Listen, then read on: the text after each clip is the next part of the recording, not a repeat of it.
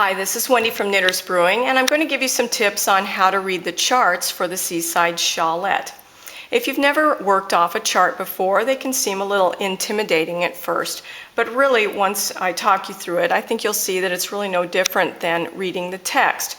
And it has the added benefit of kind of giving you sometimes a visual of how something's going to look after it's knit. So for each of our charts, you'll see a row of blue numbers. These are your row numbers. And you'll notice that there are no odd numbered rows. It just goes 2, 4, 6, 8. And that's because the instructions tell us that on the odd numbered rows, which are the wrong side rows, what we're supposed to do is purl the entire row, with the exception of when we come to double yarn overs. Those we work as knit one, purl one. So those are simple instructions, and we don't need to have that charted out for us. So what we've done is we've charted out the even numbered rows. So let's start with the first row that you'll have to come to. So for row 2, the instructions tell us that with right side facing, we first cast on 5 stitches, which we do using the cable cast on, and then we knit 12, and then it says to work chart A, row 2. So you come to chart A, and here's row 2. You read the charts from right to left because that's the same direction that we knit. And by looking at the symbols, and you can compare them to the key on the page that tells you what the symbols mean, you can see that if you read this, it says left lifted increase, knit 3, yarn over, double increase, yarn over, knit 3, right lifted increase.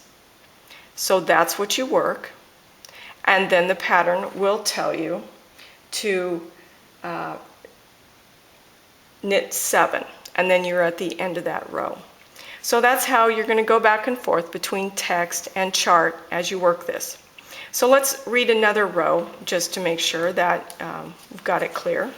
So for row 4, the instructions say with right side facing, cast on 5 stitches, and then knit 17, and then work chart A, row 4, which is do a left lifted increase, knit 3, knit 2 together, yarn over, right lifted increase, knit 1, left lifted increase, yarn over, slip slip knit, knit 3, right lifted increase.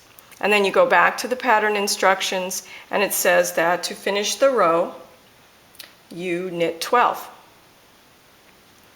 All right, now if we move down to chart B, the only difference I want to talk about here is now we're going to be working each of the rows multiple times from here on out as we go. So let's do row 16. So the instructions tell us for row 16 that we knit 3, and then it tells us to work chart B, row 16, 3 times. So that means you're going to come to this row, and you're going to work all the way across the row, and then you're going to repeat that 2 more times. And then you'll go back to what the pattern instructions tell you to do to finish the row, and that is to knit 3. And the instructions also tell you to put a stitch marker between each of the repeats of row 16. And that's going to help you keep track of the number of stitches you have and make sure that your counts are coming out. And to help you with that, we've included a section stitch count table by each chart to let you know that when you finish working this section of row 16, you should have 35 stitches on your needle between those 2 stitch markers that designate which stitches are in this section of row 16. So that'll kind of help you kind of do your accounting as you go to make sure that you have the right number of stitches before you move on to the next row. And so that is basically it for reading the charts. Just remember, even rows only, read from right to left. There's a key on the page that shows you what the symbols mean. And if you need instructions for doing any of these stitches, that's on page 1 or page 2 of the pattern in the abbreviations section. Gives you more information on how to work the stitches. So good luck.